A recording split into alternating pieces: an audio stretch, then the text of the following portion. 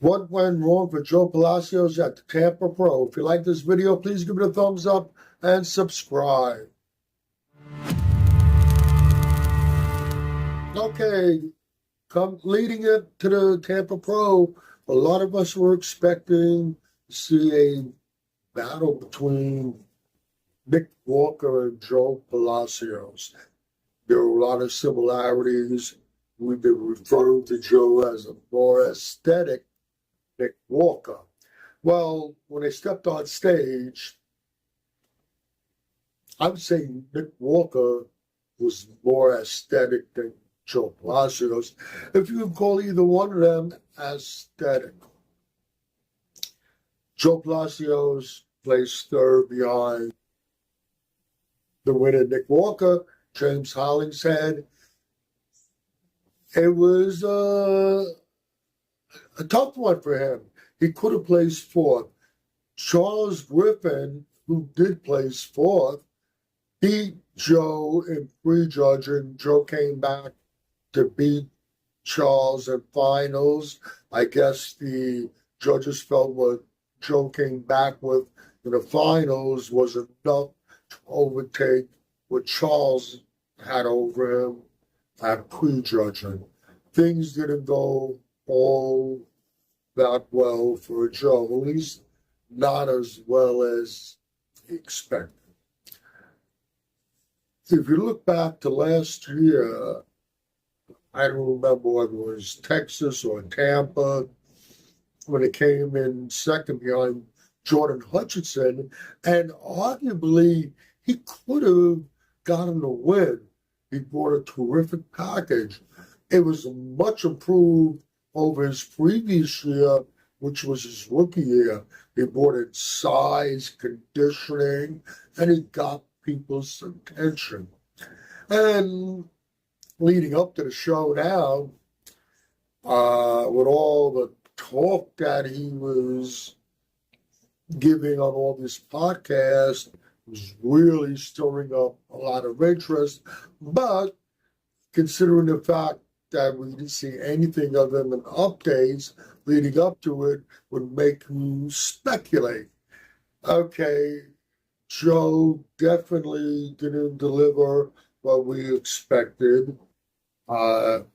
He was talking about coming in to this show with 15 pounds more stage weight than he brought last year. Well, he definitely looked big, but it wasn't the look that I think he was hoping to have.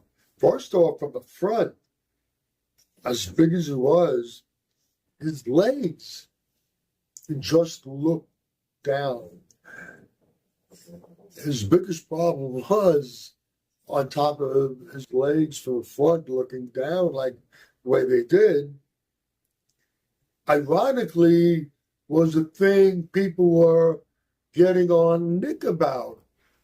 His midsection.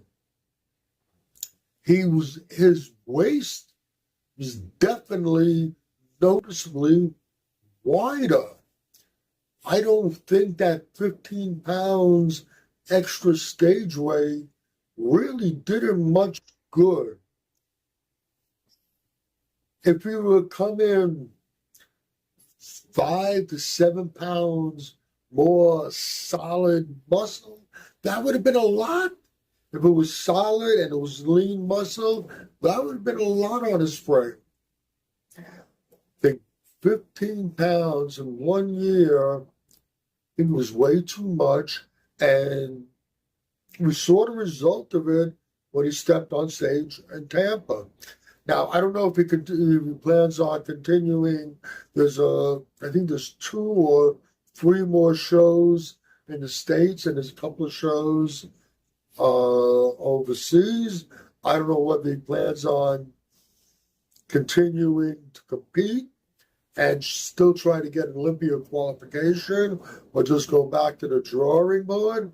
I think that him and his coach, Justin Compton, should go back to the drawing board.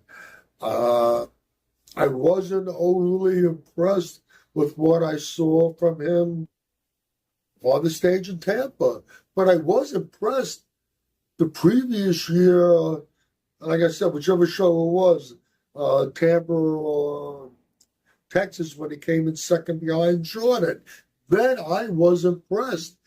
If you would have, I think if you would have taken it a little slower, taking a little more time, not trying to rush, putting on so much muscle. It's hard to put on 15 pounds of solid stage weight in 1 year and make it look good. I think the last time we saw that was back in the 90s, Nasser El-Sabati. Okay, we just got to wait and see what Joe plans on doing. I'm sure him and his coach Justin are discussing things, trying to figure out their game plan.